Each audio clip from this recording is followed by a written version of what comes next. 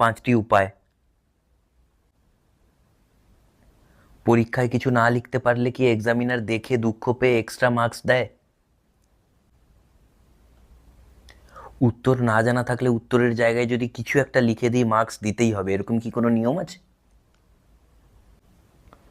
পরীক্ষার খাতা যদি ফাঁকা রাখি পরিষ্কার পরিচ্ছন্নতার জন্য এক্সট্রা মার্কস পাওয়া যায়? কোনো স্টুডেন্টকেই পরীক্ষায় ফেল করানো যাবে না, এই বিলটি কি পার্লামেন্টে পাস হয়ে গেছে?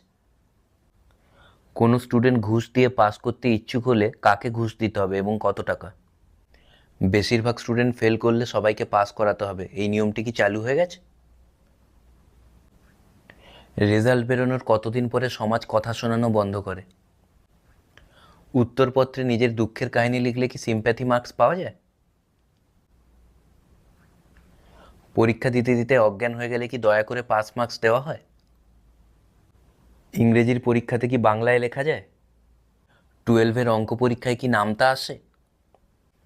পরীক্ষার হলে ছাত্র যদি প্রশ্নপত্র দেখে কেঁদে ফেলে তাহলে কি টিচার এসে উত্তর লিখে দেয়?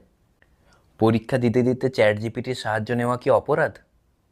12-এর রেজাল্ট খারাপ হওয়ার পর কি রিকোয়েস্ট কোটায় আইআইটিতে ভর্তি হওয়া যায়? অঙ্ক, ফিজিক্স আর কেমিস্ট্রিতে ফেল করার পরে ইঞ্জিনিয়ারিং পড়ার 5টি উপায়। সব সাবজেক্টে 35 পেয়ে কিভাবে হার্ভার্ড ইউনিভার্সিটিতে ভর্তি হওয়া যায়?